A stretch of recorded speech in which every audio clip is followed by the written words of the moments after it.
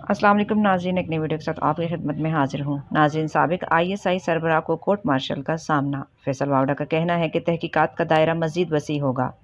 मेरे लिए कोई सरप्राइज़ नहीं होगा अगर बानी PTI का ट्रायल मिलिट्री कोर्ट में हो। चलिए नाज़रीन, वीडियो देखते हैं। वीडियो पर जाने से पहले आपसे रिक्वेस्ट है कि चैनल को सब्सक्राइब करके बेल नोटिफिकेशन को ऑन कर लीजिए।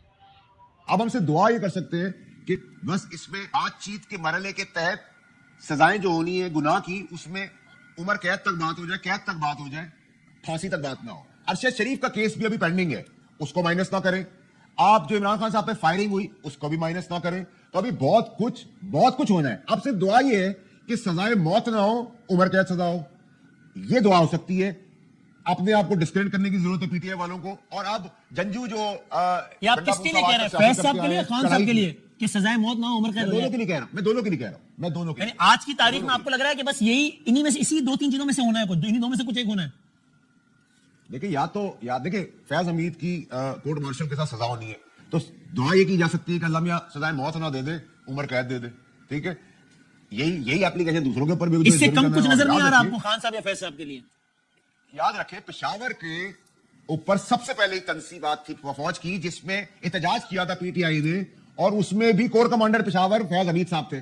तो घर का भेदी था। फैज हमीद साहब को भरपूर तौर पर इस्तेमाल किया जा रहा था अपने मुफाद के लिए। आर्मी चीफ बनाने की कोशिश की जा रही थी। धरने, जुलूस, कत्लो गारत, मार धाड़, शहादत अरशद शरीफ की, उसकी टाइमिंग्स, उसका जनाजा उठना, उसके ऊपर तहरीक चलना, इमरान खान पे फायरिंग हो जाना, ये इसमें आप समझते हैं कि सिर्फ फैज हमीद अकेला ही काम कर रहा था। और फैज हमीद इतना बड़ा मॉन्स्टर DGI होने के बाद कैसे बना? वैसे भी लेफ्टिनेंट जनरल, जनरल, ब्रिगेडियर भी बला होती है, लेकिन फैज हमीद को इतनी बड़ी बला बनी क्योंकि प्राइम मिनिस्ट्री की पुष्पनाई उनको हासिल थी और प्रेसिडेंशियल फॉर्म ऑफ गवर्नमेंट की तरफ ले जाना था, रिवॉर्ड करना था, अपने बाप की बमनानी करनी थी। और मैं इन कीड़े मकोड़े गटर के कीड़ों से बचा रहा था, कह रहा था ना करो ना करो ना करो, और मेरे निकालने के बाद उसी डगर पे वो चले और उस डगर से यहां तक पहुंच गए। और यहां से आगे जो मैं आपको बता रहा हूं, वहां भी आप जाते हुए देखेंगे। आप ये कह रहे हैं, फिर अगले पॉइंट में आएगा, खाली मैं इस पे, क्या आप कह रहे हैं कि खान साहब पर नाकाम और अरशद शरीफ साहब पर कामयाब कातिलाना हमला जो हुआ अनफॉर्चुनेटली, ये इसमें भी फैज हमीद साहब अंडर ट्रायल आने हैं?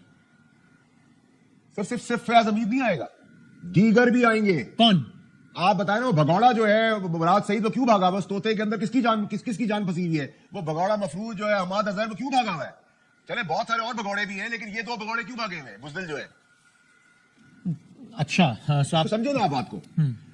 अच्छा, तीसरी चीज ये कि DG ISPR का जब ISPR की प्रेस रिलीज आती है तो आप तो अक्लमंद आदमी है, लेकिन मेरे नलायक आदमी 8 दफा पढ़ता है, क्योंकि DG ISPR बहुत ही स्मार्ट आदमी जब प्रेस रिलीज इशू करते हैं तो उनकी एक एक वर्ड के अंदर 3-3, 4-4 पैगाम छुपे होते हैं। उस पैगाम के अंदर आज जब मैं पढ़ रहा था 8वीं दफा, तो मुझे क्लैरिटी तो मिल रही थी क्या हो रहा है, क्या प्रेस रिलीज है, लेकिन उसके साथ जो बारीकी से सियासतदान रियासत को इन्वॉल्व करते हैं, फौज के लिए वेनम रखते हैं, मुझे, आपको और उनको भी ये पैगाम मिला है कि अब ये नॉनसेंस एक्सेप्टेबल नहीं होगी। और अगर गंडापुर साहब आप चढ़ाई के लिए आते हैं तो ये इस तरफ से फाइनल कॉल होगी।